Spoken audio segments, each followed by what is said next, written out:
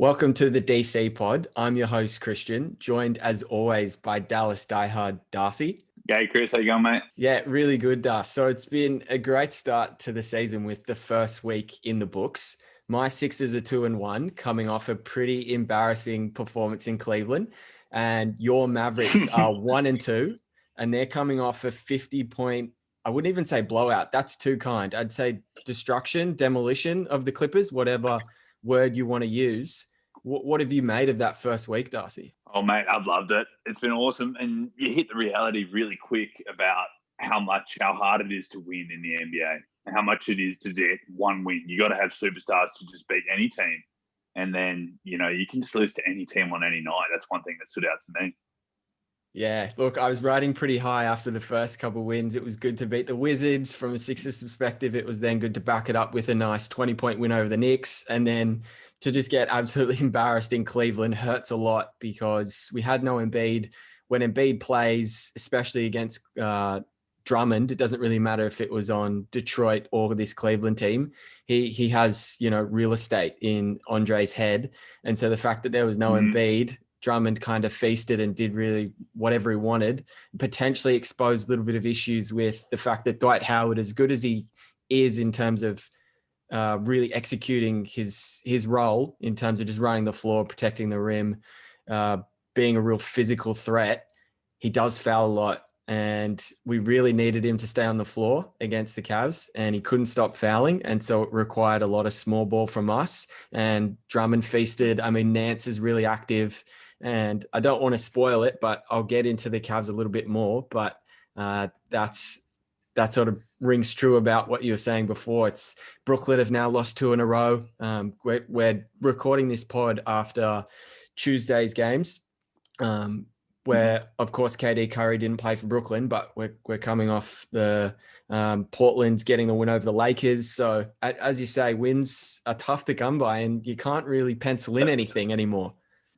The Mavericks, they looked really flat and just so underdone in the first 2 games. I was like, what am I watching here? Are they still getting ready for the season, or are they going to try to win this game, or what? Like, we could have stolen one against Phoenix, but I didn't think we really played well in that at all. Yeah. And then I suppose even to switch on against the Clippers, it almost looked easy in that one because the Clippers will look completely out of sorts without Kawhi. Like, they were way off. So I don't know. I think you can't get too high on one game. You can't get too low on the next. We need to find that team that's going to be consistent. Hopefully it'll be the Mavs and maybe Philly too. Maybe. Yeah. Well, it does make me feel good that although Philly got blown out, Brooklyn lost and the Bucks got blown out in New York. So, we're not the only ones in the East that were struggling, or in the NBA in general. So, Das, I'll throw it over to you straight away for the first sort of topic we want to hit on. Player or team of interest, one from each conference. Did you want to get started by hitting on one from the East first up after this first week? Perfect. On my list, I had an East team up first as well. Awesome. And this is a team that I kind of wrote off or kind of had some red flags on what they were going to do this year, and it's the Indiana Pacers. I enjoyed watching quite a bit of their games. They've played 3, won 3. They got a big win against Boston, which was a tight game where Sabonis hit the game winner. They beat New York. They took care of them. And then at Chicago, they completely embarrassed Chicago, destroyed them. Like, made me think, is Chicago a real NBA team with the kind of the standard that they were playing at in that one? Something that stands out to me, I think, about Indiana, I guess, their old reliable, I suppose, their all-star is Sabonis, and he looked physically dominant, I suppose. When you look at his numbers, he's up to 24 a game through the first 3, 11 boards. He's distributing 7 assists a game. He's turning over a little bit as well, but he's shooting around 57% from the field, which is solid for a guy getting 24 a game. And he's actually made 2 threes a game on 44%. So he's come out the gates hard, and they definitely missed him in the bubble, and that might have played into my lower expectations of them going into the season. But when you look at their depth, I think, importantly, Oladipo got off to a good start. He only played 2 out of the first 3 games, but he got up and scored 22. He's got 22 a game over 2, 5.5 rebounds, 2.5 assists. So I think he's a very big X factor for them. And Brogdon has been super solid in the first few games as well. He looks like one of the best point guards in the league. 21, 6 assists, 5 rebounds, a couple of steals a game, over 54% from the field. That's pretty solid. And TJ Warren hasn't even got going. First game, he just couldn't make a shot, but he's up to 15 a game already. So if Warren can get going, I like what I saw from Indiana out the jump. What do you think? Yeah, look, I'm very surprised that TJ actually came back as early as he did. I know when we were doing a few of the preview pods that everything I was reading, it was really, really bad with his foot and plantar fasciitis. And if you know anything about that injury, it's that a return to play, timetable it's a lottery. They could be back in a month, they could be back in a week, they could be back in after 3 months. So because the only remedy is rest, there's no rehab that can be done or anything. So I was super surprised to see him actually back this first week, and that's kind of changed my whole perspective on the Pacers. I'm not low on them at all if he's healthy and in the lineup and ready to go, because now it suddenly means Justin Holiday can push to the bench and their depth just gets much better. Along with Doug McDermott, you already have TJ McConnell coming off the bench. There's a lot to like. You can probably only say McDermott. Yep. McDermott jumping up to 13 points a game so far. He's shooting the ball really well. And something that shouldn't go unsaid is Miles Turner over 3 games, averaging 5.7 blocks. Yes. He is protecting the paint for them. So if he can come on a little bit, they might have something there.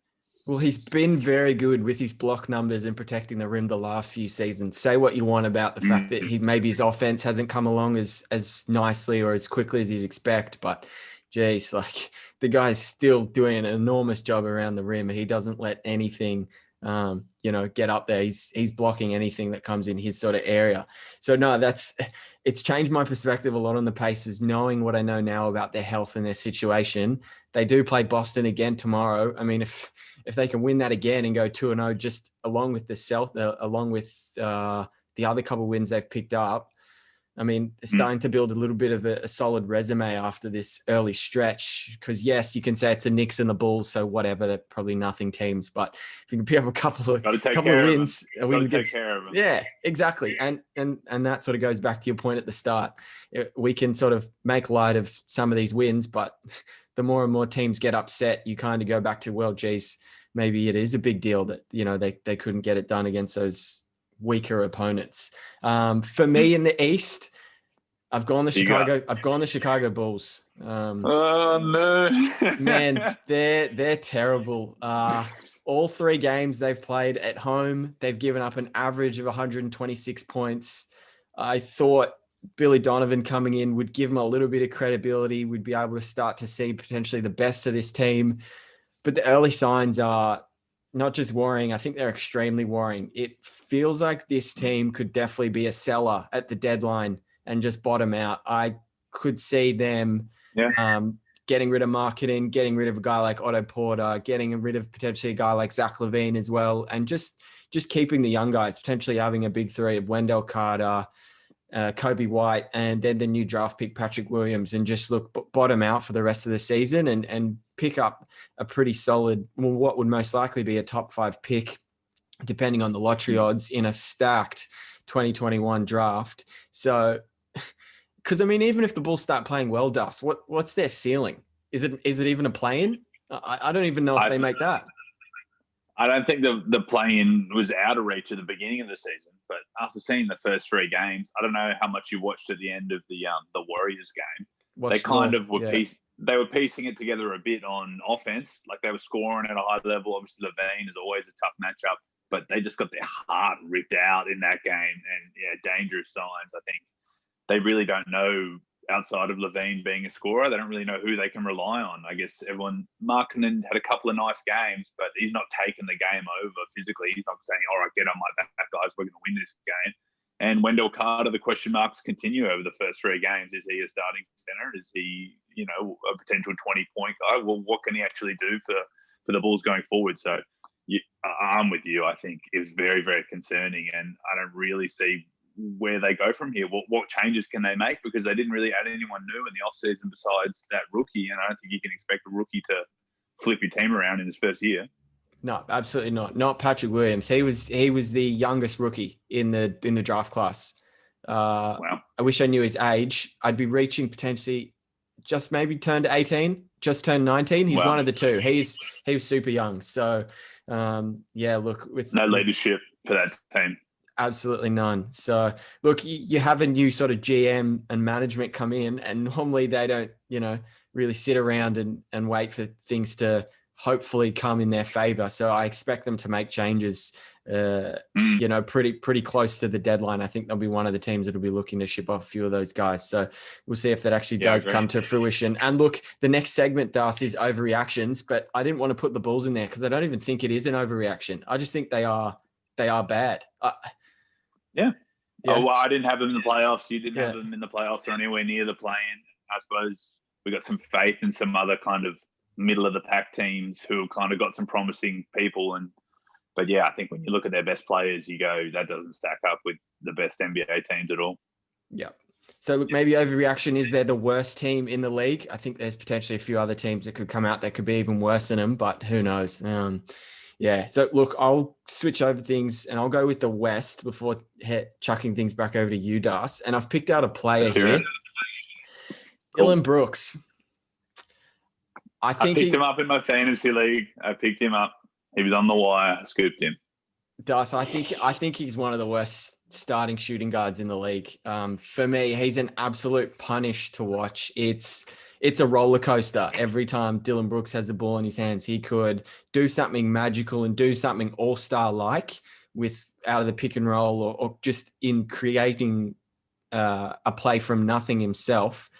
And if you have to rely on him for points in important moments, I think that's the worst situation you can find yourself in as either a Memphis fan, someone who's bet on Memphis, or just anyone who's on the Memphis team, because I think his ceiling, unless I completely have misread this, is he's an okay 5th or 6th option. So if you have a healthy Memphis team, you sort of have Morant, Triple J, Valanciunas, even Kyle Anderson, and potentially Melton ahead of a guy like Brooks, in my opinion. And then it's kind of a fight between Grayson Allen and Dylan Brooks for that 5th, 6th option. So they don't really know what their rotation's like. Like JJJ is a huge part of what they're doing, especially on offense. He's very versatile, can shoot the ball. So I think Brooks might not be a great pairing next to Morant. I think because you're obviously pretty high on Jar. I guess we can't go without saying that he looked like he rolled his ankle pretty bad, but hopefully he's not out for too long. Hopefully, but if they're going to have to turn the offense over to Tyus Jones and Dylan Brooks in the backcourt, that doesn't look like it's going to get you into the playoffs in the West. That's quite tough. Lucky that Kyle Anderson's come on quite good so far. But I think you've been a little bit harsh on Brooks, but you're right. I suppose he's a bit of a 3-and-D guy, and I suppose he plays a lot of minutes. I'm surprised that Taylor Jenkins has a lot of faith in him because he's obviously got some defensive toughness. I think that's really kind of what he brings in particular to that Memphis team, is that toughness and that bit of strength to go up against those really elite wings in the NBA who are tough to guard. But yeah, interesting. So what you think Memphis, from what now, were you saying they're not going to be a playoff team, not a play-in team? Yeah, look, I actually have him in the West as my overreaction, so I can get to that in a little bit. But just to sort of finish it off there on Brooksy, I mean, it's only been 2 games, but he's averaging 17 points on 40% shooting, and it's not too bad. I mean, it's not great. I don't think you want to be, and I'm going to even say he's lucky to be pushing 40%. He's probably high 30s, but he's shooting 28% from 3. You don't like his shot selection? No, he's shooting 28% from 3, and he's taking 7 attempts a game. So, from what you get out of Brooks, potentially as a number 2, or even, I don't want to say number 1 option. I'd hope they'd put JV ahead and Kyle Anderson ahead. So we'll say number 3. To me, he's an inefficient chucker that's similar to Westbrook, and he can shoot you out of a game. That's kind of my one-line summary of Dylan Brooks. And if I'm wrong on that, I'm wrong. Interesting. But that's just how I feel. Well, this is his chance. He's going to get all the opportunity he wants in the next couple of weeks with Jar out. So we'll be interested to follow that. Yeah, for sure. Your team or player from the West? Oh yeah. Well, this is a tough one. I like two teams that are right on that fringe of potential playoff teams, and one I think stood out to me as played great basketball, look like they got a lot better out of the bubble, and a team that I have a little soft spot for because they got a little bit of Australian heart in them. It's the Spurs, San Antonio. I think that Popovich has kind of ticked into something about we need to play a little bit faster, we need to play a bit smaller, we need to get some of these younger athletic guys on the court and see if they can play. In particular, a guy like Lonnie Walker, who's in the first three games is up to scoring to 15 and 4 assists on 48%, which is pretty solid for a guy who wasn't playing really at all last year. And they've actually cut LaMarcus Aldridge's his minutes in the first three games down to 26 a game. So that's barely even starter level minutes. Yeah. And they haven't thrown Podol in there, so they haven't gone big and slow. They've gone small. They've played a lot of Rudy Gay. He's got 13 points and 6 rebounds to start the season in 3 games. Keldon Johnson has been a revelation for them. That young guy kind of came out of nowhere. For the first 3 games, he's averaging 15 and 3 threes a game on 64% from 3. Wow. 61% from the field, which is pretty good for him. Yeah. I reckon DeJounte Murray, with Derek White out of the lineup, has completely wrestled that starting point guard spot. 15, 7 and 7, and 1.5 steals a game for Murray. So he looks like he's taking his game to a whole nother level. The backcourt pairing with Walker and Murray is extremely fast. And if they can shoot the 3 ball well, that could be quite dangerous. And I think a guy who always gets overlooked for the Spurs, I suppose it gets overlooked everywhere he goes. He's been an all-star multiple times. He's one of my favorite players, DeRozan, 21, 6 rebounds, 9 assists a game, and a steal on 46%. So he gets it, even though he doesn't shoot a lot of threes, which a lot of people in analytics don't like. Guy is a bucket, and he's handing out 9 assists a game now and shooting 50%. So I love DeMar. And to finish up on the Spurs, from what I've liked so much out of them so far, Patty Mills is having the season of his life after 3 games. I don't want to get over it. 15 points a game, 3 threes per game, and 64% from 3. 64% from 3, and over 5.5 attempts a game. So if they can get that kind of production down the line and they can shore up their starting lineup, the Spurs, I think they're starting to look like a potential lock in the playoffs, or at least the play-in. Yeah, look, I think the most impressive thing is coming into the season, people were unsure of if they would continue what they sort of showed in the bubble, which was very opposite to Spurs like in terms of the past, just due to who they've had with Ginobili, Parker, Duncan. They haven't been the most athletic team. So when a guy like Kawhi Leonard comes out of the traps, they're all like, whoa. And now just looking at the athleticism side of things, that starting lineup, if they have, Keldon Johnson, DeMar DeRozan, Lonnie Walker, Derek White, not Derek White, but Murray. Keldon Johnson. Yeah. Rudy Gay when they bring him on. Am I missing a guy off the bench as well? Even Devin Vassell, he's a guy that's played a little bit. He's shown flashes. He seems to be sort of in that mold as well, and can at least be a 3-and-D, and he certainly wouldn't look out of place athleticism-wise in that lineup. But with Patty Mills, I know he was coming into the season giving out a few quotes like he wanted to bring his Australian basketball Patty Mills to the Spurs. Yeah. He always balls out and plays so well for the Boomers when he puts on the green and gold. And to see him, so much heart. To see him sort of being that main guy, but off the bench from the Spurs. Did we forget about him for potentially being 6th man of the year? I know it's early, but he was $101. I looked at it. I didn't put him in for the. I had him in my sheet, but I didn't put him on for our pod. But yeah, interesting. He's really one of the best bench scorers in the league already. How crazy is that? Yeah. So if you look at the Spurs games, they beat Memphis, which that was first game of the season, but it was the good win. They handled them nicely, and they had a really good win against Toronto, like a really good win. Toronto, a legit team, and they beat them. That's got to give them some confidence. I know they lost to the Pelicans in a real close one on the road, so I'm not necessarily kind of writing that off as a terrible game. So I think the Spurs are on a little bit of a roll if they can keep it going. Yeah, there's plenty to like about the Spurs in this start. I think they have a few games coming up in the new year against the Lakers. So it'd be really good to see how they go against the elite of the West. But Das, we'll head over to overreactions now. No. I'll get things started with the East, and Yeah. I'm curious to know if you have this team. I've gone with Cleveland. Yeah. Did you have them down Cleveland. or I've no? got them. Yeah, they're Okay. one of my twos. Yeah, for Yeah, sure. Let's they might talk. actually be good. I mean, I haven't How good? Playoffs good or playing good? playing good. Yeah, I think so. I watched majority of the double OT win against the Pistons. I wouldn't say I watched all of it, but I watched majority of that game against the Pistons. And for the most Mm. part, they were pretty sloppy, but really turned it on in the last 5 minutes of the fourth, and especially the two OTs to really come up with it. Look, you They could say had it's 4 not or 5 important. chances to win it earlier. They Yeah, should have won it earlier. They yeah. had chances to win earlier.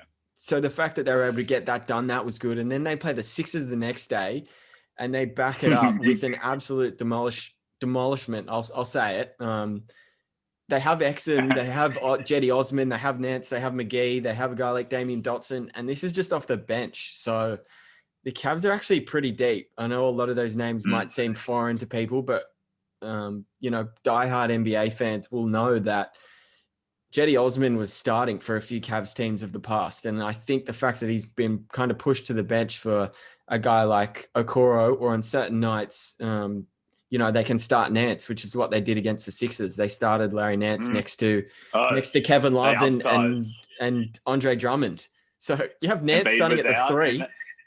yeah, with Love and Drummond, they took advantage of Embiid not being there for sure. Yeah. And then not to mention their backcourt. I've been super impressed with Darius Garland. Like, he was the 4 pick last year. Definitely. People write off rookies very early when they don't perform in their first season. And Yeah. I mean, the NBA is such a freaking hard league to not only get into, but play well in right off the bat. So now he's coming into his second year. He has taken a step, which is great to see. He's a lot more confident in the pick and roll. He likes attacking. He's obviously a threat from the perimeter, and he's adding that assist part to his game as well, because you're not going to get that out of a guy like Colin Sexton. He's more of just a straight scorer himself and just a bull. He doesn't really see the floor as well. And that balance, people were questioning it last year, and fairly, rightly so. But this season, you can already start to see that if Garland's sort of the scorer and, can take the opposition, say, best guard on defense, and Garland is sort of the ball handler, the guy that's more calm, he can sort of see the floor a bit better.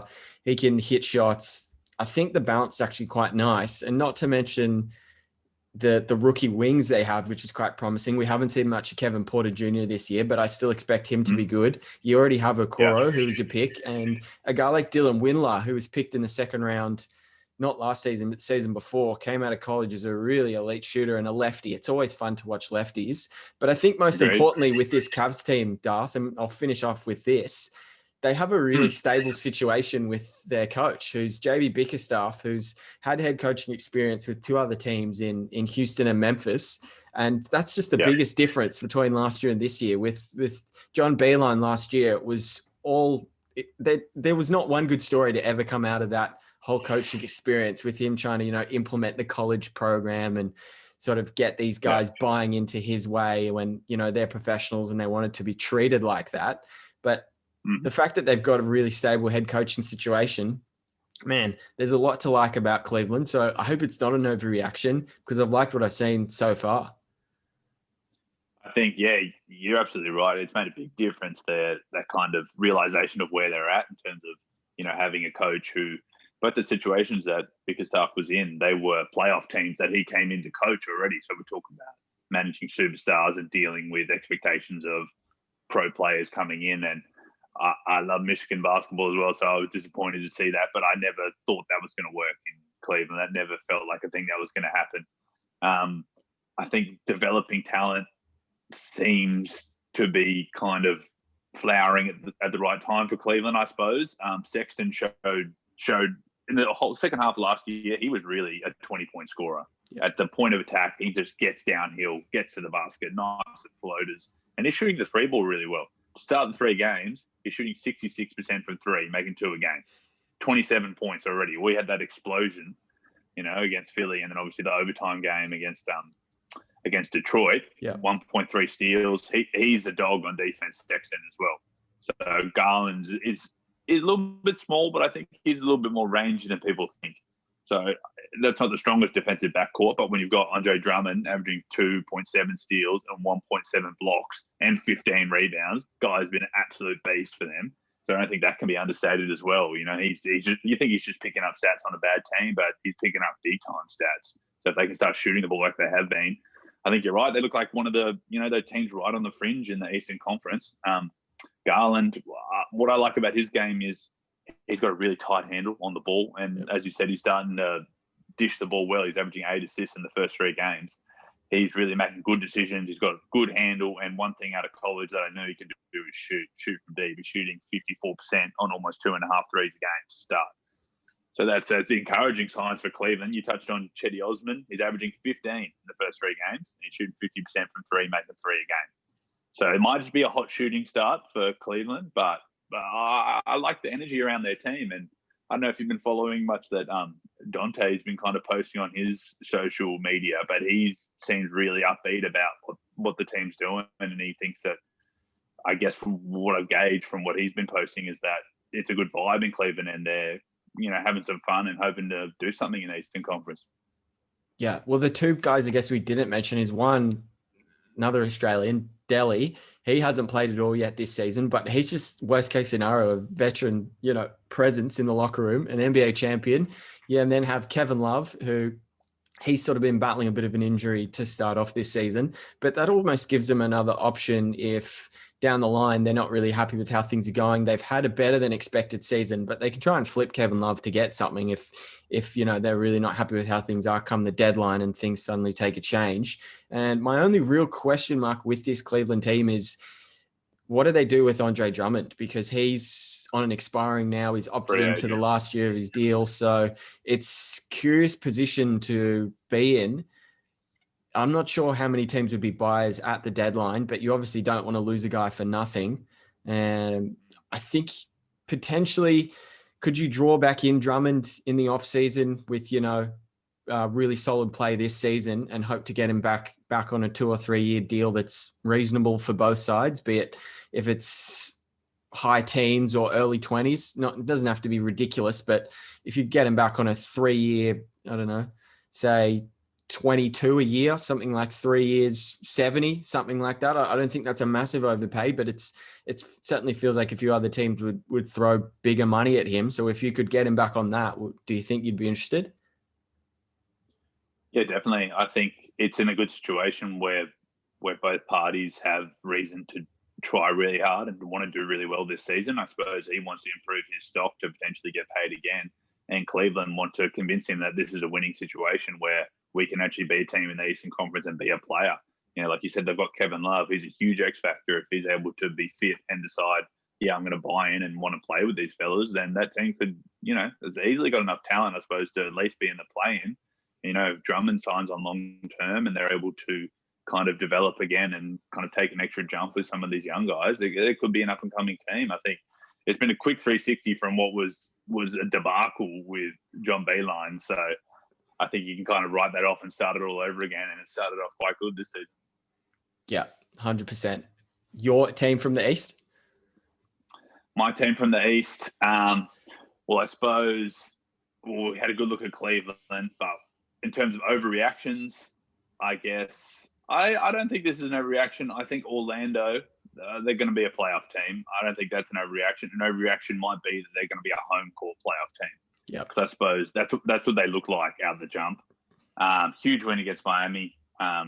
Miami, I thought actually played quite well in that game, but Orlando kind of stuck it out. And I suppose I was a bit concerned about, was their defense going to take a hit? And I guess their continuity kind of really helps them, because the last couple of years they've had Fournier, they've had, you know, T. Ross coming off the bench, they've had, now Fultz has been there for a year and a bit, and we know we can get out of Vucevic, and they got guys like Ken Birch. They just got like a bit of a veteran presence about them, and I think Clifford doesn't get enough credit for them being really, really solid. Yep. And if you look at some of kind of the numbers that they've been able to put up in the first 3 games, Vucevic has actually been a little bit quiet on the scoring front for a guy that averages over 20. He's averaging 17, but 12 boards, and he's almost averaging 2 steals, so he's doing that work defensively. Fournier's up to 19 points a game. He actually had his career best year last year, Fournier, kind of quietly. He's a really nice shooter guy. Played really well in the World Cup for France. Kind of cost us a medal a little bit. And two guys that I really want to look at and talk about besides my guy over here, Terence Ross. Yeah. He's just been a flamethrower to start the season. I don't know what's gotten into him, but if he can score like that, then they're going to be a big playoff team. Yeah, I think Fultz looked like a proper player. I suppose his jump shot is still progressing, but he's averaging 20 points a game over the first three. So he's starting to find that confidence, and I suppose that could be dangerous. And I bet it probably hurts a Philly guy like you to see Fultz out there looking comfortable, looking like an NBA player, looking athletic, getting steals, making dimes. I don't know if you saw that behind the back pass he threw. That was wicked. Yeah, he's averaging 24 and 4, which is a good start for him. And a guy who I didn't think I spoke about this guy for Rookie of the Year either, but he was on my list, Cole Anthony. He's averaging 9, 5, and 5 out the start. And every time he's on the court in the pick and roll, when Fultz is off, their offense looks sweet. He's making good decisions. He's able to score. I think, they got the makings of a proper team already, I think, Orlando. Not an overreaction to say maybe behind that top four. I suppose it's tough when you start to go on all the rankings in the Eastern Conference. If they got the 4 seed, I would be shocked. But what I've seen in this first 3 games, it's not a complete long shot. No, absolutely not. Beating the Wizards back to back. That's what it's very hard to beat a team 2 times in a row in the NBA. We sort of see it with playoff games. When you play a team 4 times in a row, it's very hard to sweep. It's very hard to go up 2-0, like all of that stuff. And to bring it over to the regular season. 2-0 on the road. Yeah, exactly. And this is both games in Washington, as you say. So the first night it was the first game it was with Westbrook. The second game it was without. But in both games, it was really close for the most part, and Orlando were able to close it out, which was super impressive. Defensively, Vucevic had to switch on to Brad Beal for one of the final shots in yesterday's game, and his contest was really solid, forced Beal into a super tough 3 to tie the game, and he missed it. And so there's definitely a lot of positives from this Orlando situation. I mean, you touched on it with Fultz taking that next step. It does hurt, but it was never going to work for Philly. It always felt like as soon as Michael Fultz finds a new situation, he's just going to explode. So it's coming to that realization, it doesn't really surprise me at all. If he does get the jump shot going, then it's game over, because I remember so clearly watching him play in the first Summer League game for the Sixers, and that was actually in the Utah Summer League when that was still around and happening. And he was mesmerizing to us. Like, he was everything we thought he would be in terms of a third prong to Ben and Joe, and just a perfect guard that could create. He could just do whatever he wanted with the ball. He could hit step backs. I mean, I think I remember a famous tweet by KD that, I have to look it up, but he tweeted something like Jimmy Jam Hezzy, and just basically tweeting that out. And that was Fultz's first Summer League game. Just Durant's no idiot when it comes to being able to see who's good and who's not. So just getting that respect from one of the best scorers of all time, he could clearly recognize that Fultz had something. And then everyone knows the story. Then sometime between Summer League and the start of the season, he forgot how to shoot, and that's sort of all she wrote. But going back to Orlando, I think you did have Cole Anthony in not for Rookie of the Year, but you definitely mentioned him as a flyer. So you were on it. You were on it early. I'm not sure who you had as a favorite. Maybe you did have LaMelo Ball. I'm not too sure. Yeah, I clicked LaMelo, and I'm regretting it already. But yeah, that's okay. But you were well on it. No, but the dust you definitely make up for it by being on the Cole Anthony train, because I haven't heard many people mention him. Definitely coming into the season, and I think he'll start to get more and more love as the weeks progress, because he has been really good. He's been a steadier. It's pretty ridiculous that they lose DJ Augustine, but he almost sort of becomes the new DJ Augustine. And the more impressive thing is Cole Anthony is pretty much at his floor right now. So this is probably what you can expect from him for the next 5-10 years. But if he's ever in a situation where he can, really dominate and take over, I think it's very possible that it can happen. So he's so far off reaching his ceiling. The potential with him is it could be limitless because we saw how good he was in high school, and then it just fell apart a little bit with North Carolina. But no, you were on it, so credit to you, I think Das. Cheers, mate. I think the situation helps a lot. We talked It about the does, stability with the coaching, and I think they've got veteran leadership. You talk about Boots, you talk about Fournier, you talk about even T. Ross. You know, these are veteran guys. They've been in the playoffs the last few years. They obviously know how to play defense, and the coaches got them playing proper defense, and they move the ball. Anthony slots in a position where he can play point guard. He can make things happen offensively, but he doesn't have to do too much else. He can just fit in. He can play his role and then just try to be a star in his role, which I think that's what he's doing mostly, being a star as a backup point guard, creating offense for him. That's kind of the formula for him right now. Yeah. And the one guy that we didn't really mention, or I don't think he did anyway, Aaron Gordon. Did you mention him?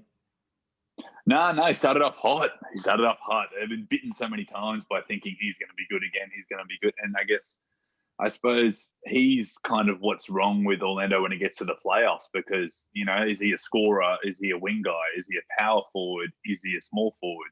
At times when he shoots the ball well, he gets 20 a game and then he's like, wow, he's dynamic. He can score on the break. He can block shots. He's defensively great. But then it's like in the half court, is he offensively challenged? Should he be on the block?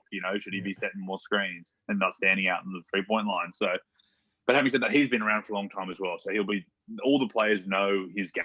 They know Gordon's game. So it'll be interesting to see how he goes, especially with Isaac out this year, to see how kind of if Gordon can take a bit of a leap in his game. Yeah, well, I think the big takeaway there with the Orlando team is continuity is king, especially with this season. So for all the reason you've mentioned, with plenty of these teams making changes and bringing in new draft picks and all this different stuff, there's obviously going to be a bit of a learning curve. But for Orlando, other than really Cole Anthony, they didn't make any free agency signings, which is kind of why potentially I was a little low on them. I don't remember how you were feeling about them going into this season, but I thought they would drop out of the playoff race, and early signs are that's definitely not going to be the case. So, no, all things are looking pretty good there in Orlando. So I'll head over to the West now, and it does kind of cross over a little bit with my original sort of player of interest with Dylan Brooks because, and I actually did this before today's game against Brooklyn Dust, but my thoughts with Dylan Brooks, it leads to a bigger point, which was, unless Ja Morant kind of dropped 40 every game, I didn't think Memphis would have too much of a chance until, Triple J returned. And now that Ja's injured, I don't really want to jump ahead and start projecting wins and losses because that's a big lottery in itself. But their next 4 games, they play Boston, they play Charlotte, and they play the Lakers twice. So I had it written down here in my notes before they were able to get the win today against Brooklyn. Could they be 0-7? And so I'll quickly change that to could they be 1-6? Yeah, they definitely could. Boston and LA, that's tough matchups for them without Jaren Jackson Jr., without Moran. How are they going to score?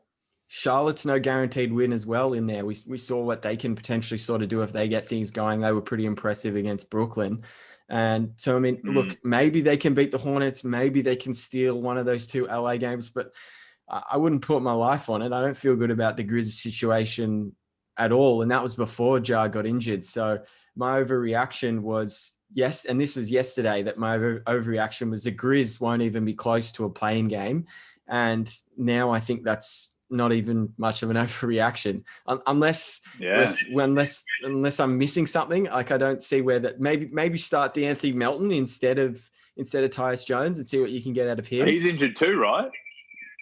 Melton's injured too, right? I didn't actually see him today. I think he's out right now. Long term? Not long term? Not long term, but at least a few weeks. I know that. I forgot about that. Yeah, they're really gonna have to rely on their depth. And if you start to fall down the standings a long way behind 500 in the West, it becomes very, very difficult. They're gonna have to lean heavily on Valanciunas. He was dominant today against Brooklyn. But yeah, they're really going to have to rely on him. And Dylan Brooks and Carl Anderson are going to have to step up big time. Yeah, man, I'm not sure. I mean, Carl Anderson's been impressive, but if Carl Anderson's your number 1 and number 2 guy, can that work? I don't feel good about it. I really like the way they play. I think they're tough on defense, and Morant kind of led that a lot as well. He's very tough. He's out there to win every single game. He's not out there to look flashy. He really badly wants to win, and you can see that by we spoke about his stats. What he put up, like 25 shots or something, and like only 2 threes. Like he's just attacking all game long. He's not settling for no threes. He's not trying to get 5 threes and look cool. He's trying to dominate at the rim. And I guess they did a lot of punishment at the rim in that game today against Brooklyn. Brandon Clark had a good game. Valanciunas, he was tough on the glass. Grayson Allen came on, fouled a bunch of people, got really aggressive, pissed the other team off a lot. Did his thing, yeah. Yeah, so I think they'll be tough and they'll be around there, and that's what I like about them. That's what I liked about them last year as well. But I also thought that they had a bit of a favourable schedule last year that made their record look a bit better than it was. And they played some good games in the bubble, but ultimately lost them. So I thought they were going to be on the very edge of the playoffs, and yeah, a couple injuries can go south real quick. Yep, for sure. I mean, they were 0-2 already coming into the game, and that was with Jar. So I really thought they should have beaten the Hawks. That was really what led to the frustration with Dylan Brooks. I saw way too many possessions with the ball in his hand, and I was like, what are we doing here? So losing that to the opening game to the Spurs, even though Jar dropped 44, still wasn't enough. Losing that one to the Hawks. I think the Spurs one was the bigger one, because that was a team they're kind of competing for, with potentially, which is going to be a play-in. But yeah, I think there's plenty of reason to be quite pessimistic about this Memphis team now going forward. What about your team from the West, Overreaction? It's an overreaction because if you watch the first game that Houston played, it was James Harden, and he just lit up the scoreboard. It was insane. What, 44 points and 17 assists? Jesus Christ. If you got him on your fantasy team, you're pretty happy. But my overreaction is that they will miss the playoffs. I don't think, well, when the season starts off with a COVID outbreak in your locker room and your big off-season signings are not on the court, and then all this uncertainty around whether Harden actually wants to be there or not, and they've still got guys on their team who are from that Harden era, like PJ Tucker and Eric Gordon, who's got COVID right now. But I just don't think those two guys have the chemistry with Harden anymore. I think they've run their course in terms of trying to win a championship. I think if things start to go bad, they're going to kind of, punch each other up a little bit, because I think the whole kind of chemistry will fall apart. I suppose there's the uncertainty. If you watch actually the game that they lost to Portland, it was a great game, actually, a lot of back and forth. And Harden hit a big clutch shot, but then on the big possession, he got to the basket, kind of had a look at a floater for himself, and he actually tried to pass at the last minute to PJ Tucker, who was like kind of open in the short corner.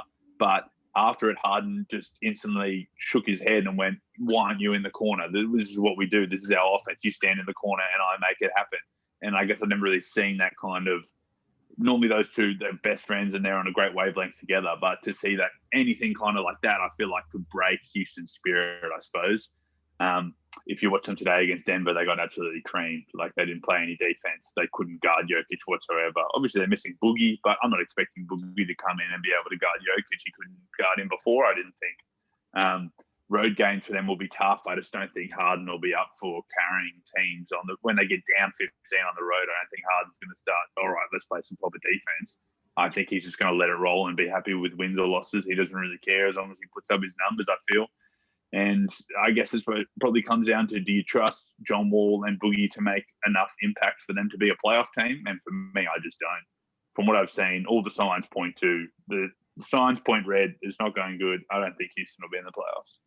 Yeah, well, I think it's definitely clear they're missing a guy like Covington from the end of last season. And even before that, they're missing Capella. So maybe we're sort of overlooking those two guys' impact defensively, and the fact they were able to cover up on a lot of mistakes that, the perimeter guards were making, whether that be for effort reasons or just not being good defensive players. But yeah, it really hurt to only have 8 guys to be able to dress these last couple of games, because as soon as Harden and Wood are off the floor, they get destroyed, not only defensively, but suddenly they've got no offense as well. So it's when the starters are on, at least for the most part, when it's Harden and Wood, they were really in the game against Portland, and they were pretty competitive. They were pretty competitive for the Denver game when the starters were on, but as soon as the starters were off,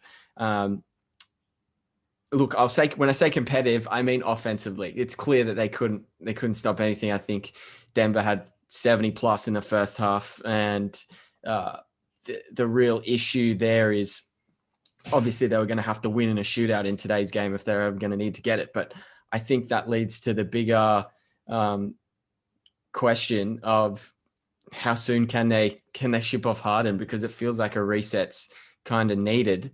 And so I don't know how you feel about that. I think, yeah, well, he just needs to play a few games. If he plays a week full of games, he'll put up enough numbers to, he's leading the league in scoring already, so that's not too difficult for him. And what do you have? 17 assists in the first game, something ludicrous. So I think the markets will develop for him. It might just be even a situation where, for the betterment of the team, maybe he doesn't need to be on the floor, like while they're waiting for a suitor to kind of jump in and give them an offer. I think as teams start to play 15, 20 games into the season, if it's not going the way that they think it is, then they will look to make an offer to Houston and say, hey, all right, this is what we've got. We'd rather just have Harden than what we've got right now. So I think the longer the season goes, the better that market for Harden will be. But it could be in for a little bit of pain for Houston if you're trying to support and watch them over the next few weeks.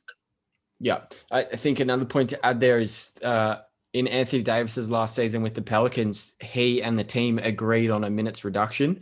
So it was pretty clear that he wanted to leave, but the Pelicans were going to keep him around to obviously try and trade him in that deadline.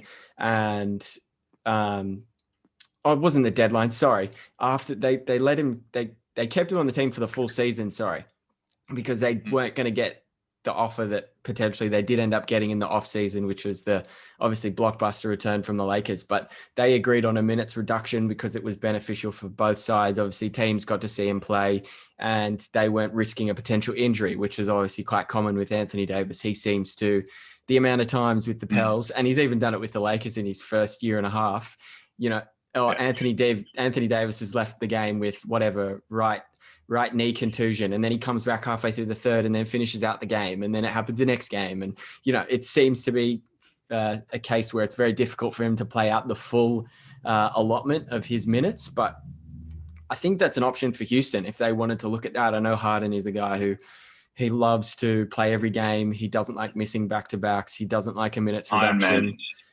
So I don't know about whether that's a potential option for Houston until they can ship him. They have to be sure about John Wall for that to happen. You have to see John Wall play. You have to be sure that he's a guy you don't expect to play back-to-backs. He's a guy who should be, potentially resting because of his injury history.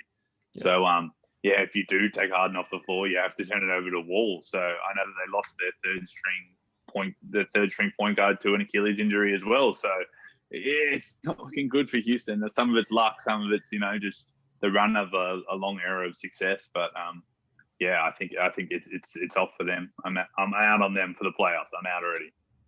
Yeah.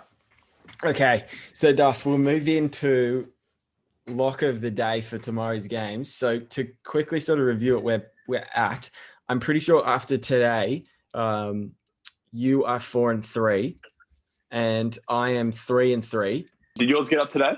No, I had Utah -7.5, and if anyone saw the game today, they were lucky to even win. Yeah.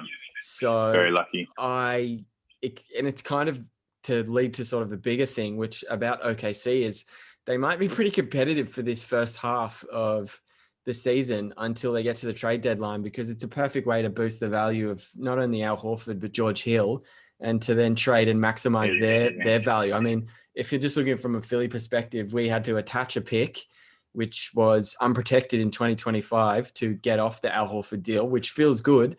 But I mean, I'm not going to be surprised at all if at the deadline Presti can, get back some sort of asset that can really help their team, because there's plenty of desperate teams always around the trade deadline when they're sort of like, oh, if we just had one more piece, or if we just sort of fill this hole, we can feel like we can push for the playoffs. Or panic mode. And especially Dust, now that there's the play-in, people that were well outside of the playoffs but are still within reach of the play-in, and that 10 seed could go, shit, why don't we pull the trigger? Yeah. Yeah, let's try to get 10th for sure. Let's give everything we got. Yeah, so look, that burnt me today because Utah were not good. No, Das, But shape, you're 4-4. I shape. think you're 4-4. Okay. Yeah, Yeah, that's good. you're 4-4, and I'm 3-3. Okay, just to check that. Yeah, yeah. And we got a long way to go. A lot of games to bet. A lot of days to bet. Yeah, I correct. think one thing about OKC, I Yeah. was big low on them. Thought they were going to struggle to close out games, and a lot of people had SGA as their most improved. Well, he was the lowest odds on Sportsbet.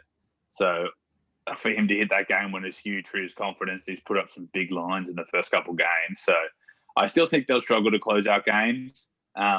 It hurt the loss today for OKC. Dort had 26 points. Lou Guen's Dort, 5 of 7 from 3. And you don't win on that game, that's pretty tough. Like, credit to Donovan Mitchell. He hit that clutch runner to win the game. Yeah. But, I think OKC, that might be one of the only game winners we see from them this year. I think they'll struggle. Yep. Okay. I'll start with my lock. So Wednesday has a 10-game slate. Just a little tidbit. Of even games. Yeah, a lot of even games. A little tidbit is I always hate it when the schedule does this. Sometimes the first tip, there's like 4 or 5 games that happen at the same time.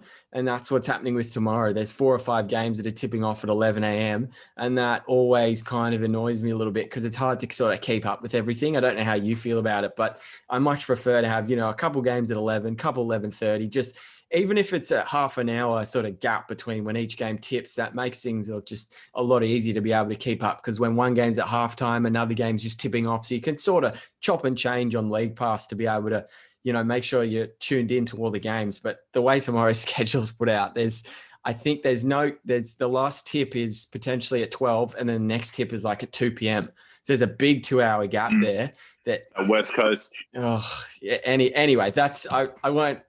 Look, if you're talking to me back in May, the only thing I'm asking for is NBA basketball. So I certainly won't complain about it now, the fact that it's back. So look, beggars can't be choosers, and I'm just happy the NBA is back. 100%. So my lock of the day, looking at the 10-game slate, as I've just said, I've tried to pick out one with a little bit more value, and I'm surprised it's at that. This is at the odds it's at. It's Clippers 11 plus over the Timberwolves. And that's paying $2.23. Now, I love it because of the bounce back factor. So they've obviously just got embarrassed by Dallas. Most likely they're going to welcome Kawhi back into the lineup. And the Clippers will really want to get back on track because they had some, a couple of great games to open it all up, beating the Lakers on opening night, beating Denver, and then just putting up the egg against Dallas is obviously, I think, an outlier. But the best way to get back on track is a nice W over a Minnesota team who struggle for the most part with Karl Anthony Towns, but definitely without him. So the fact that he's injured with that wrist problem, I'm expecting the Clippers to probably win by 20 plus here. So I think 11 plus is actually quite a conservative play, but I think at $2.23, the value is actually pretty good. That's my lock of the day. I like that. I think it's good teams when they get smacked like the Clippers did, they'll put a lot of emphasis on the start of the game. They'll really try to have a huge effort. And if they've got Kawhi back, then they're at home, right, Clippers? Correct. Yeah, they're at home. And the Timberwolves just coming off a pretty bad 30-point loss against the Lakers the other day as well, when they didn't look competitive. And then the night before, they beat the Jazz. So, what's good? Maybe an overreaction is we're worried about the Jazz as well. But anyway, that's another story. Is Cat out? Cat's out for this game? Yeah, he's out. Yeah, I think he's due to miss at least a week or two, Das, with this wrist problem he's dealing with. Can't seem to get that right. That's tough for Minnesota. Yeah, I think that's a really solid bet. I think Clippers is definitely going to take care of that matchup, you'd think. Yep. For me on my side, I've got Orlando just as the head-to-head win. I reckon they'll beat OKC. OKC are on a back-to-back. They are both home games for OKC, but I think I like Orlando, what they're doing so far. I think they'll come in and hopefully roll over OKC. I've just got them at the head-to-head. They're at $1.63, so it's not a lot of value there, but I think that as a one-off bet, you put a little bit of money on it, or you chuck in a little bit of multi, I think that's pretty safe. Yeah, for sure. Well, value's always great, but I mean, you'd rather a guaranteed win than, I bet this and it was great value, but I just missed it. It's like, well, do you want the win or not? So I think there's no issue in picking a thing like a 163 there. So that's just Orlando to win outright. Is that what you said? Not to cover the spread or anything? Okay, just head to head. Yeah. Okay, perfect. Yeah. So catching OKC on a back-to-back does worry me a little bit, the fact how well OKC have played, but I think Orlando's been the more impressive here out of a lot of teams. Is Orlando at home, sorry? Or is it OKC at Nah, home? it's at OKC. Okay, Orlando interesting. had a couple days off for Orlando, and back to back. I think that might hurt OKC in the second half. Yeah. Okay, perfect. Well, Das, that takes care of things for today. We'll call it the Overreaction pod. But we'll look to do another one after the New Year's. So we'll come back on a weekly basis and potentially do another one in the future, say midweek, if sort of the schedule allows for it for both of us and there's enough reason to come back and if any major news breaks or any sort of reason like that. But that takes care of things for today. Thanks very much again, Das. We'll remind people, and we'll do it at the end of obviously every episode, but we are out on Spotify. We will be out on Apple Podcasts as well. But however people get their podcasts on top of, if you do like seeing the video and the full version, that always goes out on YouTube. So as always, be sure to subscribe to that. That always helps. Obviously, let your friends know about the Instagram page or the YouTube channel as well, if you really enjoy it, because we always appreciate that. But Das, who do the Mavs have next? Oh, who have we got? Oh, I've missed that. We're not on tomorrow, so I haven't looked that far ahead. Jesus. Okay, well, the Sixers are playing the Raptors tomorrow. That's a great matchup. That's a playoff matchup. That's big. So really need Embiid back for that one, for sure. He should dominate. If you're looking at Aaron Baines and then Chris Boucher off the bench as potentially your two matchups, your eyes got to light up if you're Joel Embiid. He's done a great job to start the season. He was pretty impressive in both the Wizards and the New York game. So he really needs to continue this play, because I think it's shown the last game against Cleveland that we actually really do need him. He's not just a luxury. I think he's a vital piece to our team. If people were I'm Simmons over Embiid or whatever, I think the Cleveland game has probably shown that they're just as important as each other for the most part. But I think if you had to choose one when you're trying to get a win, probably Embiid is the centerpiece there that you need to look at. So I'm really hopeful we can beat the Raptors. He's the matchup guy. He's the guy who teams don't have a matchup for. And in my trip to America, the few games that I got to go to a game in Boston. Yep. When it was Philly against Boston, Kyrie was still there, but he was injured in that game. And Embiid was the best player on the floor, 26 points, 12 rebounds, 6 assists. He set up everything for him all game long. And I was lucky enough to go down and have a chat with Aaron Baines after the game. Oh, sweet. Yeah, it was wicked. And he took me down on the court and everything was awesome. I was asking him about it. I was like, who's the toughest matchup in the league? He said LeBron at the time. But he said this is probably one of the toughest on the schedule. Trying to take JoJo in the post. For a big, strong guy with Baines to say that he was almost outsized and outmatched, that kind of really strung a chord with me. Seeing Embiid in person, guy is a beast. Can't wait to see what he does this season. Hopefully he gets a dub for you guys tomorrow. Yeah, the Raptors have always been our bogey team. We've always seemed to really struggle against them, and you can go back to the famous Kawhi shot that everyone sort of speaks about from the playoffs. But yeah, I think it's actually low-key important that we actually pick up this W. I know it's only the 4th game of the season and might not mean much, but I think to Philly and just sort of our belief in how far we can go this season, if we can pick up a win against Toronto and put them in a 0-3, I think they would be whole and push ourselves to 3-1, that would mean a lot for this group, especially, having Doc and more of a, let's say, focus on championship aspirations this season. So we'll have to see. We'll potentially have an Aussie matchup. An Aussie matchup. Couple of Aussies. That's it. So we'll probably speak about it for the next pod and we come back after the New Year's. But to all the listeners, to all the followers, anyone that's shooting into this video, we on behalf of Das as well and I, we do hope you guys have a good New Year. We hope you keep enjoying this NBA ball. Das and I are going to keep coming back with this content. We'll be back potentially 2-3 days maybe into the new year, something like Sunday, Monday next week. But Das, as always, thanks very much for joining. Have a good one. No problem, mate. Yeah, you too, bros.